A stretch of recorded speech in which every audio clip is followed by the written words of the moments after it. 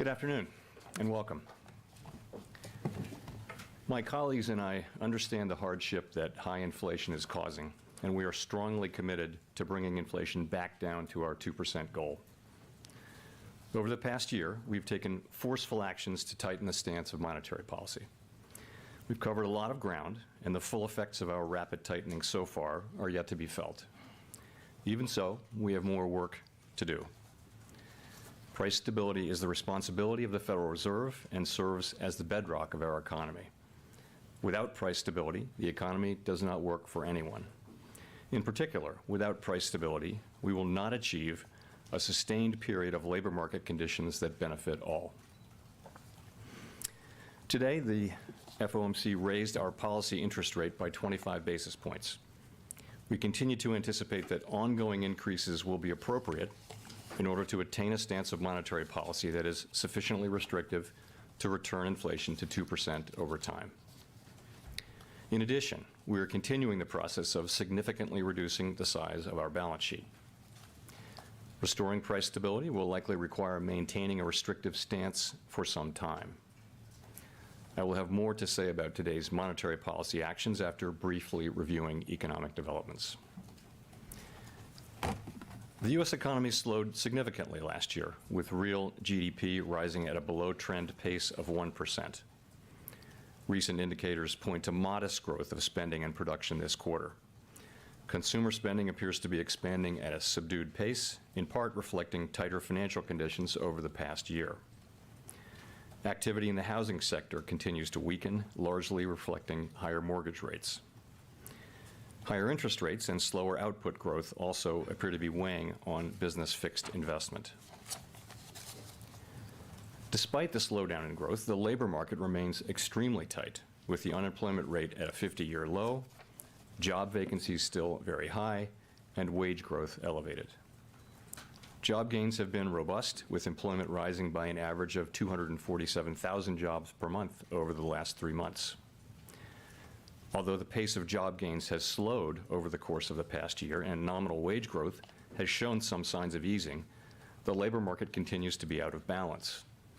Labor demand substantially exceeds the supply of available workers, and the labor force participation rate has changed little from a year ago.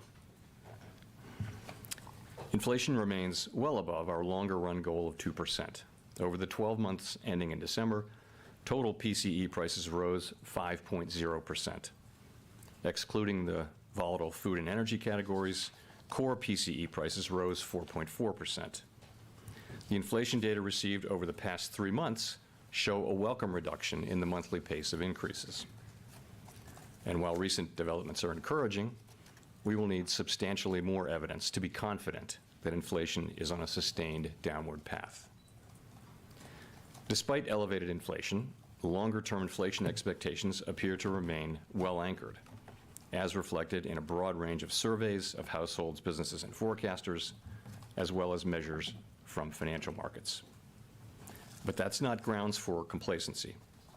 Although inflation has moderated recently, it remains too high.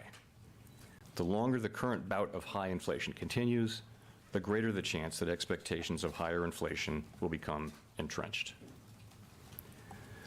The Fed's monetary policy actions are guided by our mandate to promote maximum employment and stable prices for the American people. My colleagues and I are acutely aware that high inflation imposes significant hardship as it erodes purchasing power, especially for those least able to meet the higher costs of essentials like food, housing, and transportation. We are highly attentive to the risks that inflation poses to both sides of our mandate, and we are strongly committed to returning inflation to our 2% objective. At today's meeting, the committee raised the target range for the federal funds rate by 25 basis points, bringing the target range to 4.5% to 4.75%. And we are continuing the process of significantly reducing the size of our balance sheet. With today's action, we have raised interest rates by 4.5 percentage points over the past year. We continue to anticipate that ongoing increases in the target range for the federal funds rate will be appropriate in order to attain a stance of monetary policy that is sufficiently restrictive to return inflation to 2% over time. We are seeing the effects of our policy actions on demand in the most interest-sensitive sectors of the economy, particularly housing. It will take time, however, for the full effects of monetary restraint to be realized, especially on inflation. In light of the cumulative tightening of monetary policy and the lags with which monetary policy affects economic activity and inflation, the committee decided to raise interest rates by 25 basis points today, continuing the step down from last year's rapid pace of increases. Shifting to a slower pace will better allow the committee to assess the economy's progress toward our goals as we determine the extent of future increases that will be required to attain a sufficiently restrictive stance. We will continue to make our decisions meeting by meeting, taking into account the totality of incoming data and their implications for the outlook for economic activity and inflation. We have been taking forceful steps to moderate demand so that it comes into better alignment with supply. Our overarching focus is using our tools to bring inflation back down to our 2% goal and to keep longer-term inflation expectations well anchored. Reducing inflation is likely to require a period of below-trend growth and some softening of labor market conditions. Restoring price stability is essential to set the stage for achieving maximum employment and stable prices over the longer run. The historical record cautions strongly against prematurely loosening policy. We will stay the course until the job is done. To conclude, we understand that our actions affect communities, families, and businesses across the country. Everything we do is in service to our public mission. We at the Fed will do everything we can to achieve our maximum employment and price stability goals. Thank you, and I look forward to your questions.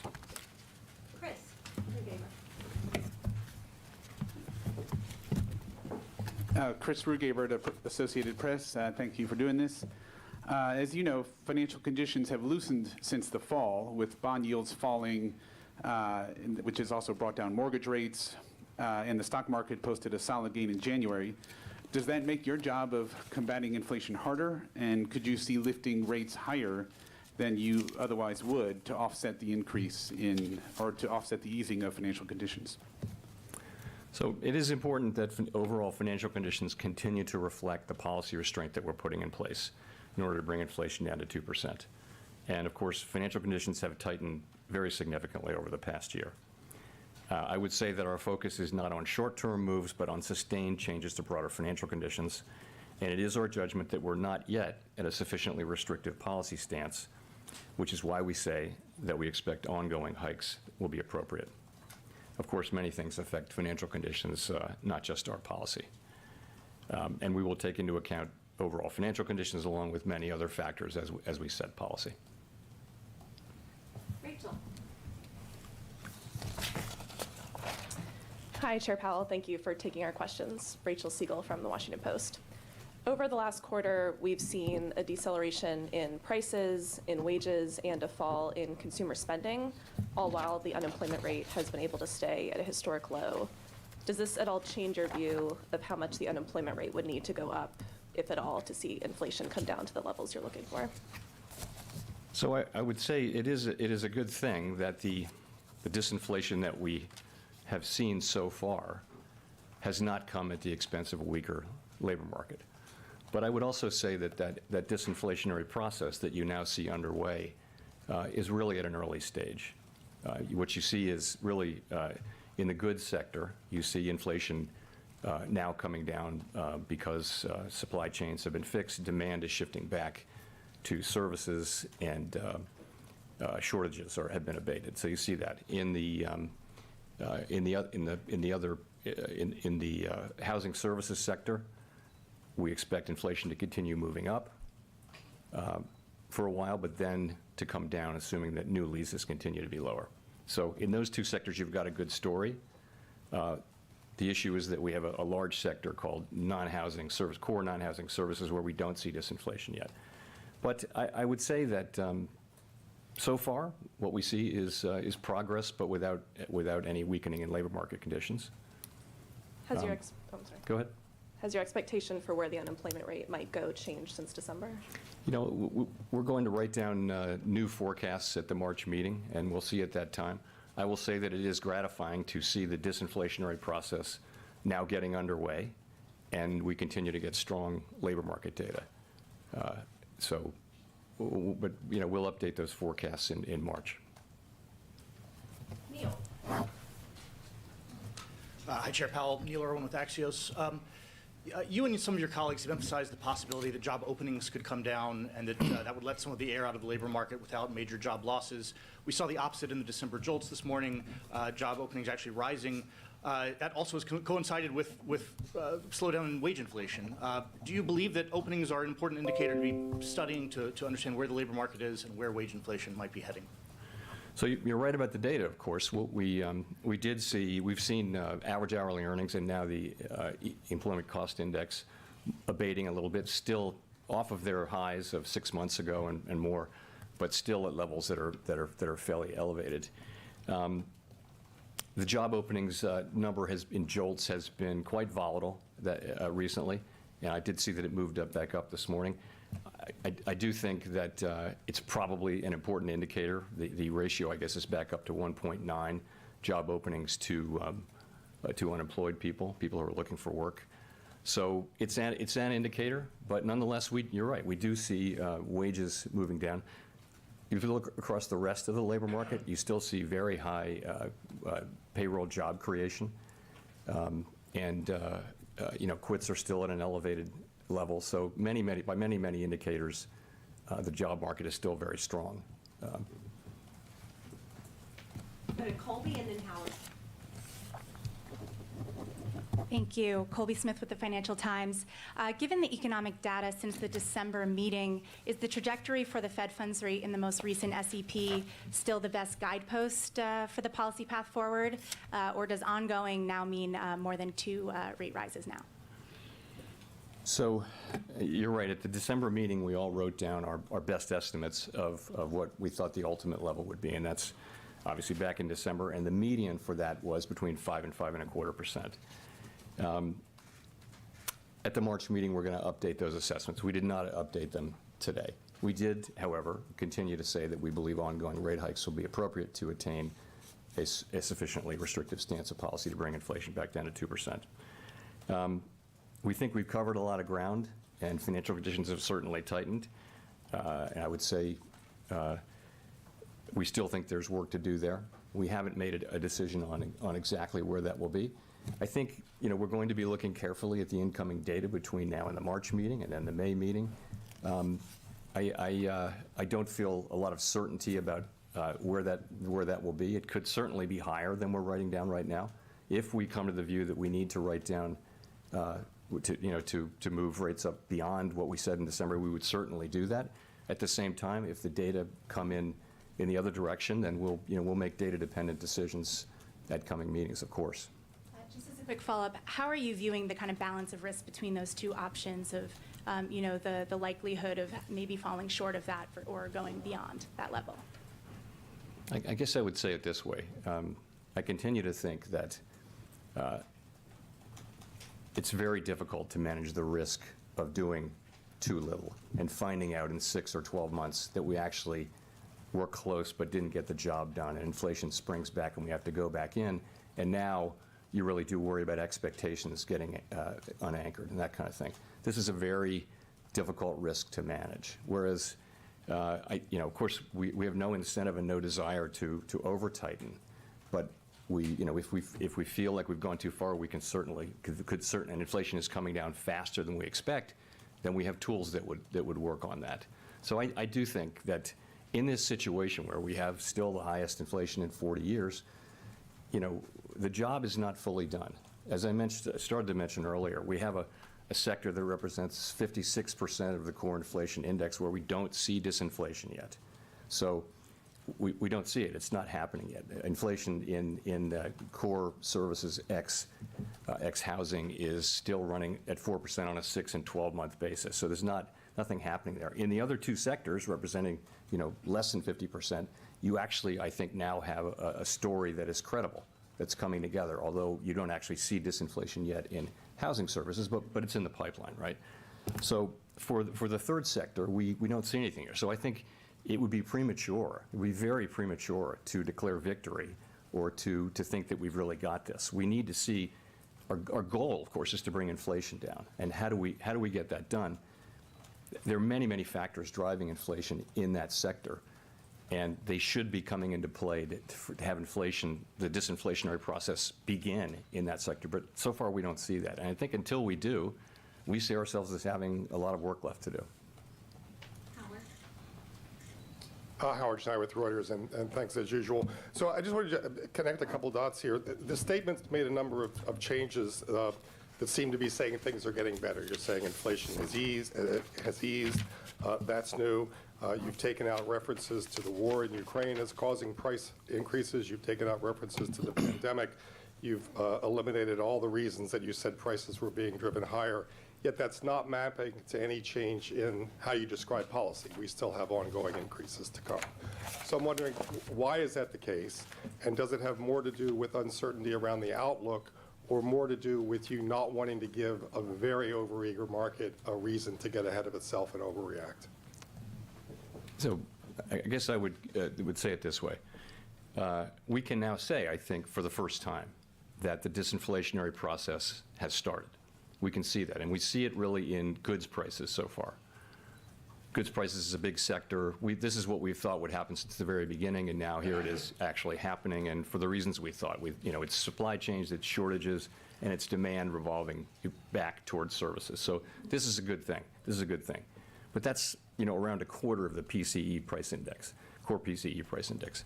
So the second sector is housing services, and that's driven by very different things. And we, as I mentioned, with housing services, we expect, and other forecasters expect, that measured inflation will continue moving up for several months, but will then come down, assuming that new leases continue to be soft.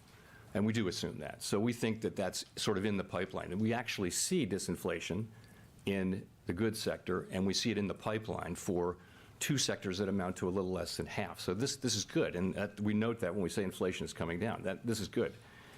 We expect to see that disinflation process will be seen, we hope soon, in the core goods ex-housing, the core services ex-housing sector that I talked about. We don't see it yet. It's 7 or 8 different kinds of services. Not all of them are the same, and we have a sense of what's going on in each of those different subsections. Probably the biggest part of it, probably 60% of that is, research would show is sensitive to slack in the economy, and so the labor market will probably be important. Some of the other ones, the labor market's not going to be important. Many other factors will drive it. In any case, we don't see disinflation in that sector yet, and I think we need to see that. It's the majority of the core PCE index, which is the thing that we think is the best predictor of headline PCE, which is our mandate. So it's not that we're neither optimistic nor pessimistic. We're just telling you that we don't see inflation moving down yet in that large sector. I think we will fairly soon, but we don't see it yet. Until we do, I think we see ourselves, we got to be honest with ourselves, we see ourselves as having perhaps more persistent, we'll see more persistent inflation in that sector, which will take longer to get down.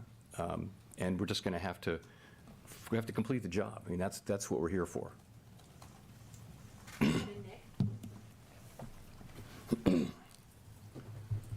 Nick Timmeros of the Wall Street Journal.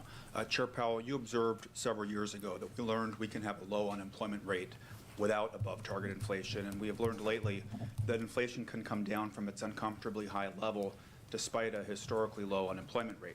Given that, and given how much you did over the last year, why do you think further rate increases are needed? Why not stop here and see what transpires in the coming months before raising rates again? So we've raised rates 4.5 percentage points, and we're talking about a couple of more rate hikes to get to that level we think is appropriately restrictive. And why do we think that's probably necessary? We think because inflation is still running very hot. We're, of course, taking into account long and variable lags, and we're thinking about that.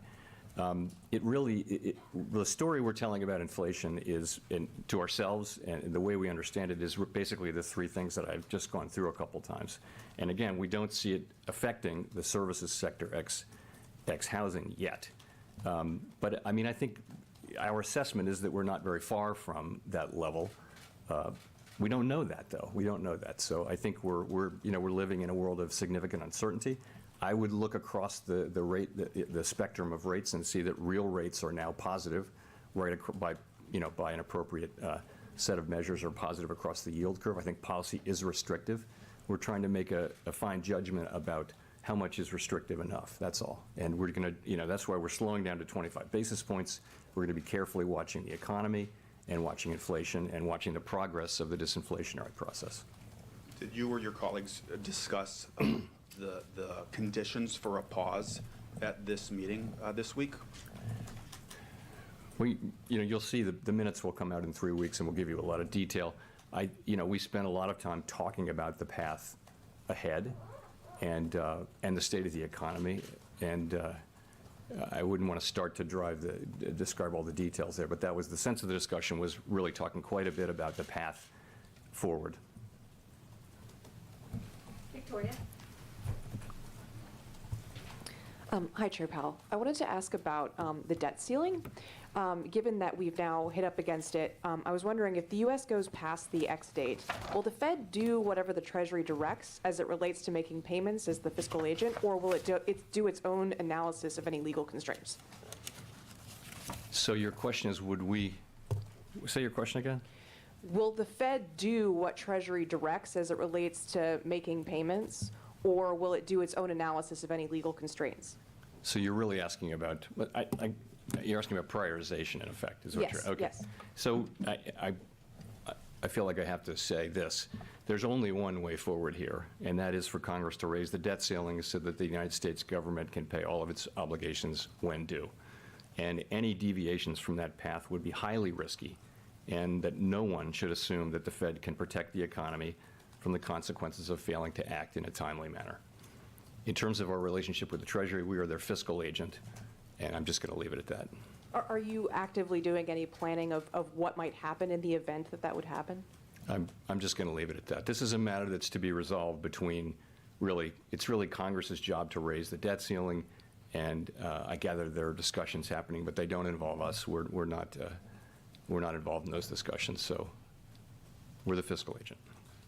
Gina, and then Steve. Gina Smilik from the New York Times. Thanks for taking our questions.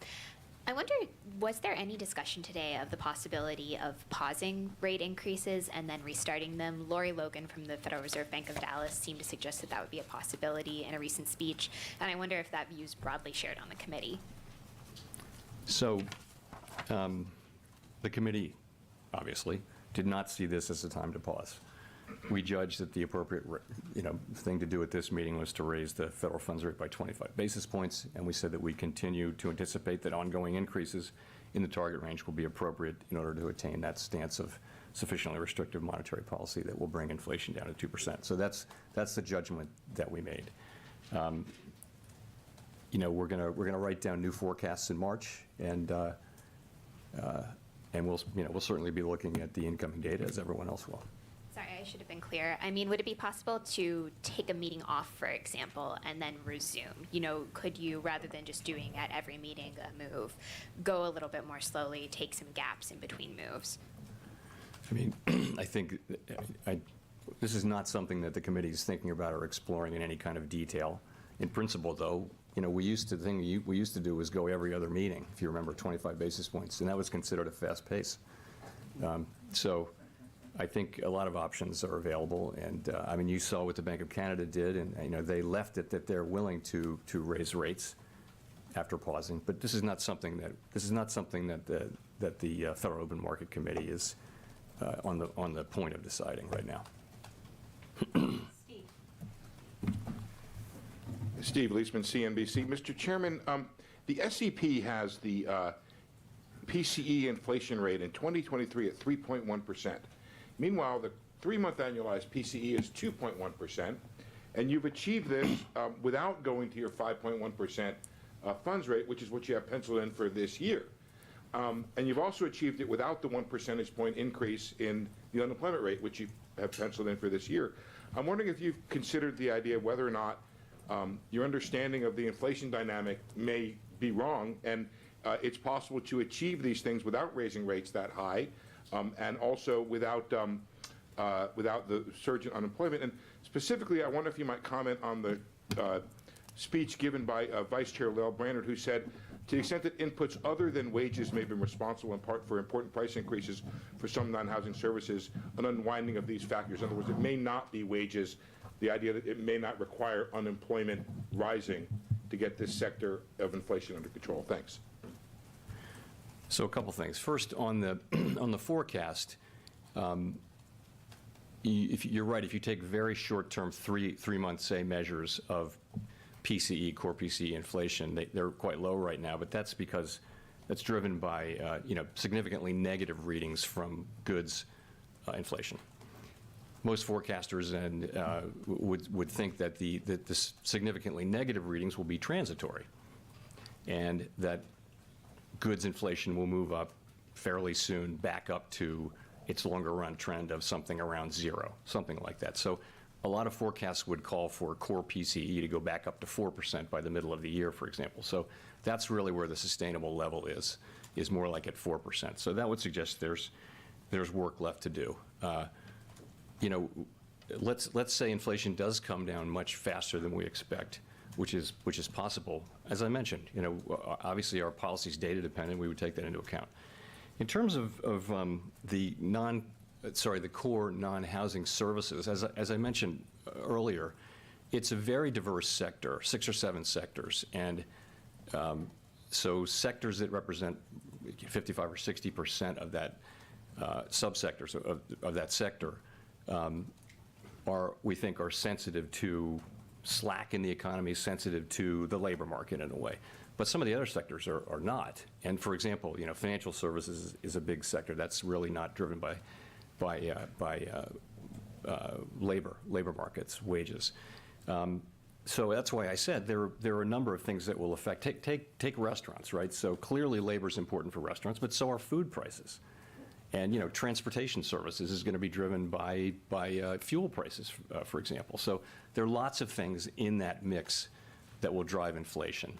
I would say overall, though, my own view would be that you're not going to have a sustainable return to 2% inflation in that sector without a better balance in the labor market. And I don't know what that will require in terms of increased unemployment, your question. I do think there are a number of dimensions through which the labor market can soften. And so far, we've got, as I mentioned, in goods, we have inflation moving down without the softening in the labor market. I think most forecasters would say that unemployment will probably rise a bit from here, but I continue to think that there's a path to getting inflation back down to 2% without a really significant economic decline or a significant increase in unemployment. And that's because the setting we're in is quite different. The inflation that we originally got was very much a collision between very strong demand and hard supply constraints, not something that you really have seen in prior business cycles. And so now we see goods inflation coming down for the reasons we thought, and we understand why housing inflation will come down. And I think a story will emerge on the non-housing services sector soon enough. But I think there's ongoing disinflation, and we don't yet see weakening in the labor market. So we'll have to see. Can we get there with 5%? Certainly possible. Yeah, absolutely, it's possible. It's a question no one really knows. I think it's because this is not like the other business cycles in so many ways. It may well be that that it will take more slowing than we expect, than I expect, to get inflation down to 2%. But I don't. That's not my base case. My base case is that the economy can return to 2% inflation without a really significant downturn or a really big increase in unemployment. I think that's a possible outcome. I think many forecasters would say it's not the most likely outcome, but I would say there's a chance of it. Michael. Michael McKee from Bloomberg TV and Radio. I'd like to pick up on what you were just saying about a substantial downturn and ask, with the full weight of your tightening not in place yet, and with the progress against inflation, there's still a a lot of talk about very, very slow growth going forward in 2023, and the recession indicators are all suggesting that we are going to see recession this year. So I'm wondering if you've changed your view, or you have a more nuanced view of what you think the danger to economic growth is going forward, and whether you're very close to perhaps tipping it into the wrong place, which calls for more restraint on your part. So I do think most forecasts and my own assessment would be that growth will continue, positive growth will continue, but at a subdued pace, as it did last year. We had growth of GDP growth of 1% last year, and also final sales growth, which we think is a better indicator of about 1%. I think most forecasts and certainly my assessment would be that growth will continue at a fairly subdued level this year. There are other factors, though, that need to be considered. You will have seen that the global picture is improving a bit, and that will matter for us potentially. The labor market remains very, very strong, and that's job creation, that's wages. As inflation does come down, sentiment will improve. You also, state and local governments are really flush these days with money, and many of them are considering tax cuts or even sending checks. So I think that's going to support. They're also spending a lot. There's a lot of spending coming in the construction pipeline, both private and public, and so that's going to support economic activity. So I think there's a good chance that those factors will help support positive growth this year, and that's my base case is that there will be positive growth this year. Rich? Thank you.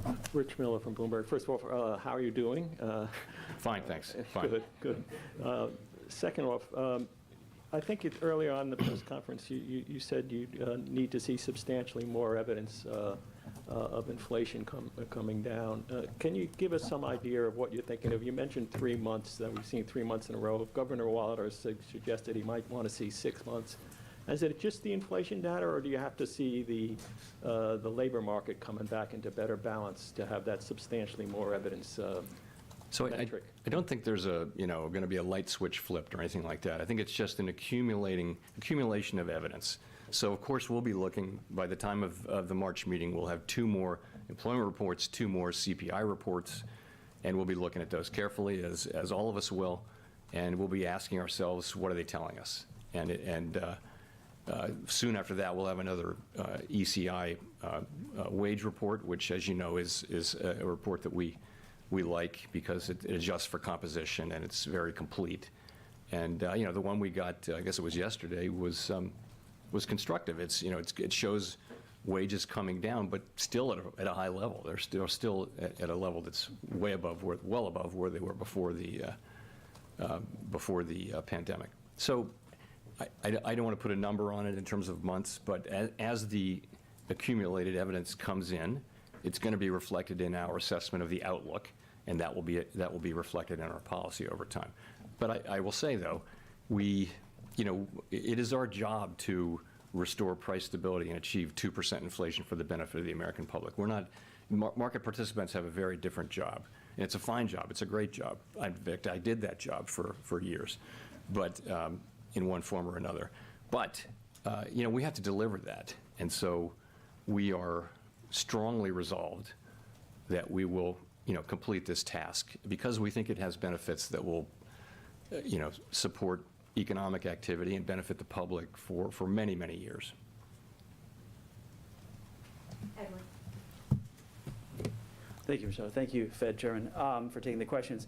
So you've talked about we had solid job growth. I'm Edward Lawrence from Fox Business, by the way. We had solid job growth, a slight falling in the increase in consumer spending.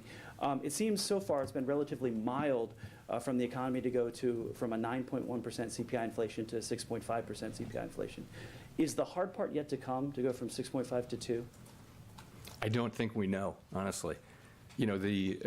So we, of course, expected goods inflation to start coming down by the end of 2021. And it didn't. It didn't come down all through 22. And now it's coming down, and it's coming down pretty fast. So I would say this is not a standard business cycle where you can look at the last 10 times there was a global pandemic and we shut the economy down, and Congress did what it did and we did what we did. It's unique. So I think certainty is just not appropriate here. Inflation, it's just harder to forecast inflation. It may come down faster. It may take longer to come down. And, our job is to deliver inflation back to target, and we will do that. But I think we're going to be cautious about declaring victory and, sending signals that we think that the game is won, because we've got a long way to go. It's the early stages of disinflation, and it's most welcome to be able to say that we are now in disinflation. But that's great, but we just see that it has to spread through the economy and that it's going to take some time. That's all. How long do you see then the federal funds rate remaining at this elevated level? So my forecast and that of my colleagues, as you will see from the SEP, and I mean, there are many different forecasts, but generally it's a forecast of slower growth, some softening in labor market conditions, and inflation moving down steadily, but not quickly. And in that case, if the economy performs broadly in line with those expectations, it will not be appropriate to cut rates this year, to loosen policy this year. Of course, other people have forecasts with inflation coming down much faster. That's a different thing. If that happens, if inflation comes down much faster, then we'll be seeing that, and it will be incorporated into our thinking about policy. Simon. Thank you, Chair Powell. Simon Rabinovich with The Economist. May I ask a further question about the language around ongoing increases? That, of course, implies at least 2 further rate rises. If you look at Fed Fund futures pricing, the implication is that you'll raise rates one more time and then pause. Are you concerned about that divergence, or do you think if everything breaks right, is that a plausible outcome? I'm not particularly concerned about the divergence, no, because it is largely due to the market's expectation that inflation will move down more quickly. I think that's the bigger part of that. So again, as I just mentioned, our forecasts, different participants have different forecasts, but generally those forecasts are for continued subdued growth, some softening in the labor market, but not a recession, and we have inflation moving down. Into the somewhere in the mid-3s or maybe lower than that this year. We'll update that in March, but that's what we thought in December. Markets are past that. They show inflation coming down in some cases much quicker than that. So we'll just have to see. And we have a different view, it's a different forecast, really. Given our outlook, I don't see us cutting rates this year if our outlook turns true. As I mentioned just now, if we do see inflation coming down much more quickly, that'll play into our policy setting, of course. Scott. Hi, Chair Powell. Scott Horsley from NPR. One of the changes in the statement this month is that the committee is no longer listing public health as among the data points you'll consider in assessing conditions. What should we make of that? Does the Federal Reserve no longer see the pandemic as weighing on the economy? That's the general sense of it. Look, I personally understand well that COVID is still out there, but that it's no longer playing an important role in our economy. And, we've kept that statement in there for quite a while, and I think we knew we would take it out at some point. There's never a perfect time, but we thought that, people are handling it better, and the economy and the society are handling it better now. It doesn't really need to be in the Fed's monthly or post-meeting statement as an ongoing economic risk, as opposed to a health issue. Nancy. Hi, Chair Powell. Nancy Marshall-Genzer with Marketplace. Wanted to go back to another thing that Fed Vice Chair Lael Brainerd said recently. She said she doesn't see signs of a wage price spiral. And I'm wondering if you agree with that. I do. Yeah, I do. You don't see that yet, but the whole point is, once you see it, you have a serious problem. That means that effectively, in people's decision-making, inflation has become a really salient issue. And once that happens, that's what we can't allow to happen. And So that's why we worry that the longer we're at this and the longer people are talking about inflation all day long, every day, the more risk of something like that. But no, there's not much. It's more of a risk. It always has been more of a risk than anything else. By the way, I think it's becoming less salient, and people are, we pick that up in conversations, and I've seen some data too that show people are, gradually, they're glad that inflation's coming down. People really don't like inflation, and as we see it coming down, that could also add a boost to economic activity. You look at the sentiment surveys now, and they're very, very low. With 3.5% unemployment and high wage increases nominally by historical standards, why can that be? It has to be inflation, right? So I think once inflation is seen to be coming down in coming months, even you will also see a boost to sentiment, I hope. So that's what you're looking at most closely is consumer expectations. That's at the very heart. It's consumers and businesses essentially. We believe that expectations of future inflation are a very important part of the process of creating inflation. That's a sort of a bedrock belief. In one way or another, it has to be. We think it's important. And in this case, I would say the risk 8 months ago or so, longer-term inflation expectations had moved up. We moved quite vigorously last year. Expectations seem to be well anchored, including at the shorter end now, not just the longer end. So it's, and I think that's very reassuring. I think, the markets have decided and the public has decided that inflation is going to come back down to 2%, and it's just a matter of us following through. That's immeasurably helpful to the process of getting inflation down. The fact that people now do generally believe that it will come down, that'll be part of the process of getting it down, and it's a very positive thing.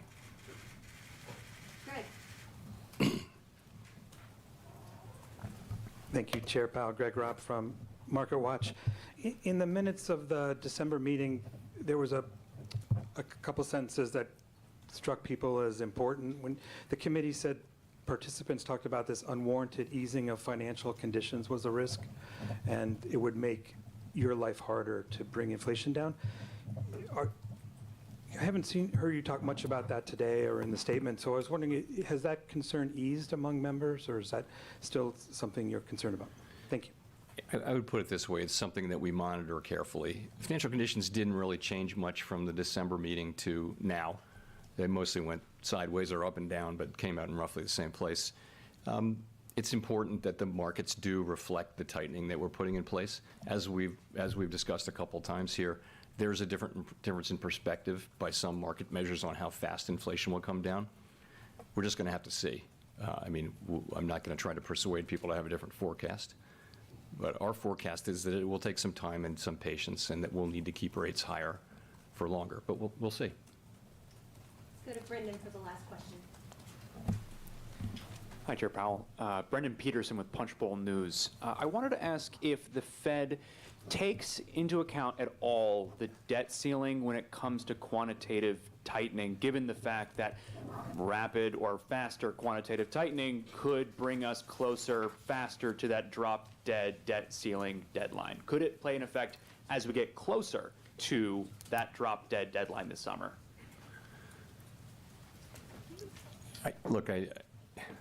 It's very hard to think about all the different possible ramifications, and I think the answer is basically I don't think there's likely to be any important interaction between the two, because I believe Congress will wind up acting, and as it will and must in the end, to raise the debt ceiling in a way that doesn't risk the progress we're making against inflation and the economy and the financial sector. I believe that will happen. I believe it will happen. We of course will monitor money market conditions carefully as the process moves on. For example, the Treasury General account will shrink down and then it will grow back up, and we understand there'll be lots of flows between there and the overnight repo facility and reserves. We understand all that. We're watching it carefully. We'll just be monitoring it. Thank you very much.